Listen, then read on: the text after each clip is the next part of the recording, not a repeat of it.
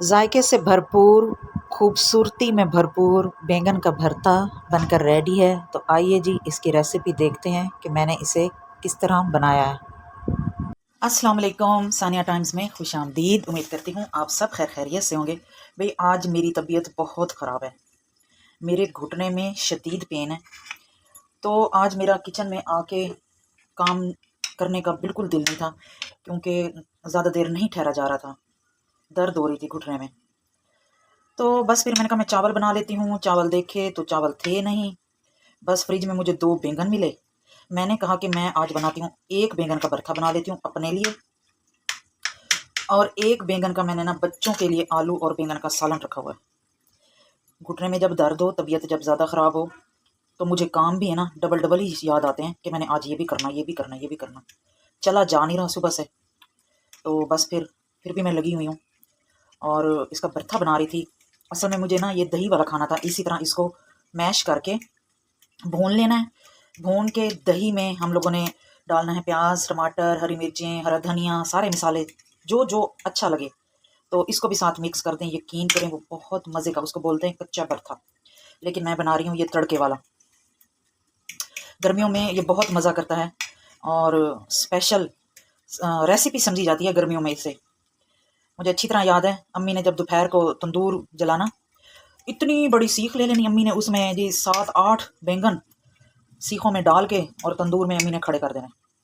जैसे ही तंदूर गर्म होता, वैसे ही जो बैंगन होते वो मज़ीद काले होकर निकलते थे। एक तो पहले इनका इतना कलर काला होता है, ऊपर से जब अम्मी ने इनको तंदूर में रख देना भूनने के लिए, तो और शाइनिंग वाला कलर होके इनका निकलता था।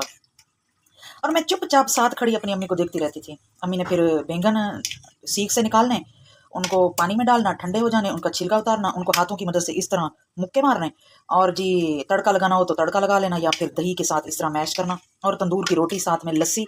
यकीन करें वो मज़ा आज तक कहीं भी नहीं मिला। अम्मी के हाथ के खाने तो फिर सुभान अल्लाह दुनिया के किसी कोने में नहीं मिलते। तो बस फिर मैं आज अपने लिए एक बैंगन का भरता बना रही हूँ। मैंने एक दफ़ा बनाया था, मेरे बच्चों ने नहीं खाया था, तो मैंने सोचा चलो मैं आज अपने लिए बना लेती हूँ। और बच्चों के लिए जी मैं बना रही हूँ, ये देखें,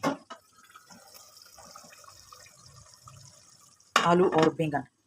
इनको तो सब कुछ इकट्ठा डाल के, आलू, प्याज, टमाटर, नमक, मिर्च, धनिया, हल्दी, हर चीज़ डाल के इकट्ठी उसी पानी में ना आलू बैंगन का सालन तैयार हो जाता है। एक्स्ट्रा पानी ना डालें, उससे जो बैंगन का फ्लेवर है ना वो अच्छा नहीं आता।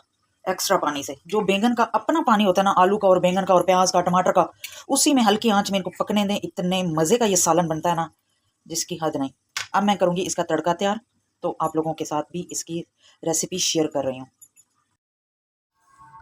अब मैं बना रही हूँ जी इसका यहाँ पे तड़का। फ्राई पैन मैंने रख दिया है चूल्हे पे, और इसमें हम डाल देंगे थोड़ा सा घी, और घी गर्म होने का इंतज़ार करेंगे। घी गर्म हो चुका है, अब मैं इसमें डाल दूँगी प्याज। प्याज को हमने ब्राउन नहीं करना, इसको गलाने भी नहीं है, बस इसको थोड़ा सा सॉफ्ट करना है ताकि इनका कच्चापन ख़त्म हो जाए। प्याज का कच्चापन जब ख़त्म हो जाए, तब आपने इसमें बिल्कुल बारीक कटे हुए टमाटर और बारीक कटी हुई हरी मिर्चें डाल देनी है। मोटी मोटी नहीं डालनी, कटे हुए टमाटर मोटे मोटे नहीं डालने, नहीं तो वो गलेंगे नहीं और भरते में वैसे ही नज़र आते रहेंगे। इनको भी हल्का सा सॉफ्ट कर लेना है। इसके बाद नमक, हल्दी, लाल मिर्च, थोड़ी सी कसूरी मेथी और सूखा धनिया मैंने ऐड किया है, और कोई मसाला ऐड नहीं किया। इनका कच्चापन दूर हो चुका है, ये बिल्कुल गले भी नहीं है। हरी मिर्चें भी नज़र आ रही हैं, थोड़े से टमाटर भी नज़र आ रहे हैं, और प्याज भी नज़र आ रहा है। तो अब मैं इसमें भरथा डाल दूंगी, और इनको 3 से 4 मिनट हमने अच्छे से भून लेना है, जब तक ये मसाले में बिल्कुल रच बस ना जाए।